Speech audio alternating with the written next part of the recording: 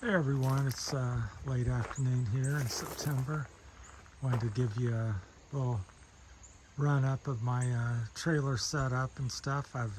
This is the second one, just kind of maybe going over some stuff that I've done. So got this trailer from I think it's a Tegmeyer's there. Sales and service in Wilmington. I guess they're still in business. This is about 15 years old. When I got it, it didn't have this basket on it, which we'll go over here in a minute. And we didn't have the Gorilla lifts on it or the tailgate. So I'll tell you the modifications we've had on it. This is my third trailer. I've been in business 41 years, I mean. This is Koogler Landscaping. Terry Koogler coming at you. So on the trailer, what I've had done over the years, I've had this one, like I said, about 15 years. I've had this gate extended because when I first got it, it was hard to roll up the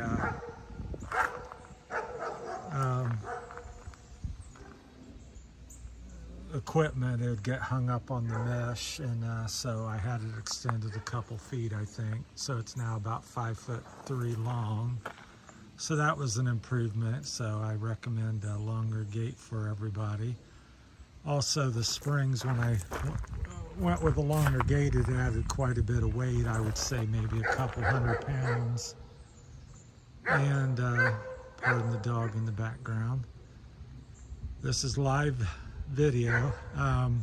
These springs back here really wouldn't lift it much, so I ended up with the putting these Gorilla lifts. They're originally yellow and they're made by Gorilla Lift or whatever they're called, which helped a lot. I had a friend that fabricated the gate. You can kind of see about where it was, and maybe I think it's in there. It's really hard. He did a good job, so about in there, so 15-20 inches or something extended. Then he put these on for me. He's always doing stuff. We've updated to LED lights. He made these stainless steel rollers because the cable there was chewing through. As you can see, that upper one, how thin it is. This is what it should look like. So it just chewed. The bottom one really takes a lot of abuse with the load. So that's been updated. The wiring I've updated 2 or 3 times. It seems like these trailers have a lot of issues with the electricals, not the best on them. So I'm still having a few issues, but so got the lifts to help lift the tailgate now that it's extended, and it was extended about 15-20 inches. So that's the back. Also, keep in mind you need to grease your wheels in the middle here. There's a grease fitting there, and there's one on there. I've got tandem axles. There's also one back in there. So that's the 3 things you need to grease on your trailer quite often. Probably once a month would be nice or more. Then George, we'll call him the welder. That's my name for him. He's built this basket and stuff here, and then we've reconfigured it several times. This was the original hooks we put on it, and they work fine for the ladder, but I was finding with the sprayers and shovels was too much weight and is bending it, so we want something heavier. As you can see over here, that's I don't know what that is, a little over ½ inch, but it's much heavier. That hook there is much bigger than this hook, so this one's sufficient for the ladder. So we ended up modifying everything. The basket's approximately 15 inches deep. That was originally 24 inches, and I found that I couldn't lift stuff out. I wanted it to be secure, but I couldn't get it lift over the edge. It was really inconvenient, so we chopped it down to 15 inches is the current thing, and it's probably about 24 inches deep. So 15 inches high, 24 inches deep, and it runs the width of the trailer, whatever that is, 7 feet or something. So it got these hooks for the ladder, and then you can modify it any which way, but this is what I've been working with over the years. And I keep some bungees for tying stuff down. I keep a couple little hooks there for landscaping. I use them every day. On the front, I flip my wheelbarrows upside down and I just drill a hole through them. These are A.M. Leonard, and I have holes in the top, and I keep the found out that's important. I used to flip them the other way, where this metal was on the bottom, but when I turned real sharp, it would scratch and dent the truck. So I learned that flip them the other way, and then you have the rubber and also the tires more inward bound. So that solved that issue, so it's worked great. So I keep a couple wheelbarrows. I try to keep everything up here. So that's the red backpack sprayer is my Roundup. Then I've got a couple scoops on this side, and another little shovel there on that side for mulching or whatever you may be doing. So when I pull up to a cider every day, I don't have to load up a shovel and pitchfork and thatching rake, and Maddox is a very handy tool. That's so I keep all this on there all the time. It never comes off of it. So got a few gas cans in the back. The green sprayers, my bush sprayer, some buckets for rocks and trash I pick up, and this is a 20-foot trailer. That's a 52-inch walk behind with a sulky on it, so you can see I have plenty of room. I could probably get 3 of them on there, and if you have a stand-ons, you could probably get 4 or 5 potentially. But I'm solo as well, and this is my Toro Time Master that I've modified. It's got a 1-gallon tank off the commercial unit, and then I got the commercial pulley, so it's working pretty good. I'm probably gonna, if I keep going, I'm gonna probably get the commercial transmission as well. But if you have any questions on that, let me know. I think I've done a little talk about that. So that's kind of my setup, and then I put my weed eaters and blowers up there.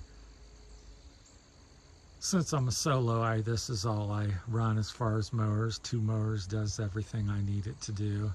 Now the front big space, I tend to put some, if I'm going to do a mulch job, I can get as many as around 4 yards of mulch up there, and and still go through my day and still cut grass. So if I have a mulch job in the morning while it's wet out or something, I might mulch for 2, 3, 4 hours, then go and start my cutting. And if nothing else, I'll have I generally just have my tarps up there, so if I bag some grass or leaves or trim some bushes or trees, I use the tarp method. So I have about a half a dozen tarps in the back of my truck with hooks and strings on them, so I can tie them together, kind of close them up. So I lay them out on the job and throw the bush trimmings and tree trimmings on it, and then I pull them up into the trailer. I hook the ends together and then pull them up and put everything up here. This afternoon I came home and just cleared it. I had 4 or 5 tarps up there, so that's why I have such a big trailer, is for that purpose. It comes in real handy. It just allows you to pull up a job. I can mulch a little bit on a job. I can trim bushes, cut the grass, cut down a small tree, and I have plenty of room and tools to do that.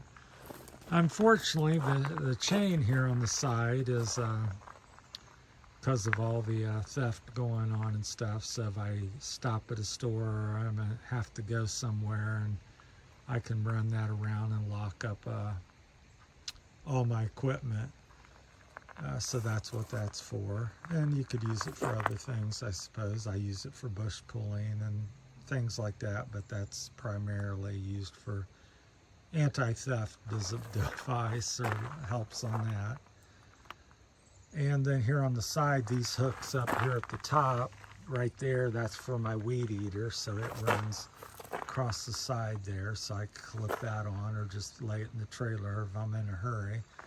Now these bottom hooks are for a steel pole trimmer, and I put that up the side, which fits on this 20-foot trailer just perfectly. I'll back up here so you can see that better. So it goes from the end of that wheel step to the just edge of the light there on the front, the orange light. So it fits in there perfectly. Not had any problems. It's very convenient to carry it there. It's not been damaged, and I can easily access it very quickly. I just have these pins. They just have a chain on the end, and you pull them out and put them in, and not lost anything in 15 years, so they work quite good. You don't have to lock it down or nothing. Then on this side again, we have another rake. This is my yard sprayer with the yellow stickers on it. And yeah, it's been a good trailer overall. The electrical's been the worst, but that's a common problem with, seems to be, at least with the 2 or 3 trailers that I've owned. They're kind of cheaply made. I think this one's well made besides that. So I'm running the Carlisle tires on it. Let's see if I can figure out the name on it real quick. I know it's Carlisle, but it's a certain model. Anyhow, they've been really good.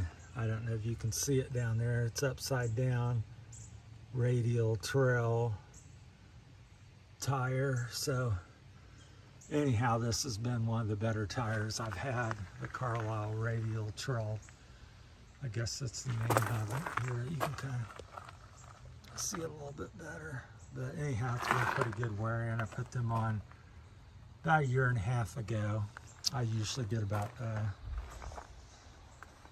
year and a half, 2 years to 3 years, and they're done. But these look like they're going to go 3 or 4 maybe on me. So I guess this bigger trailer and twisting and turning's hard on them. So anyhow, I think that's about covered it. So yeah, the baskets add-on, which is really nice. And this is after 41 years of doing it, this is a real good setup. And of course, on the other side, if you're running a crew, you could put these mounts and have a couple weed eaters one on each side, and a couple pole trimmers. You could double up stuff, but once again, I'm solo. So and then I've also seen people where they have little towers and they hook their blowers, and I just set my blower in the truck.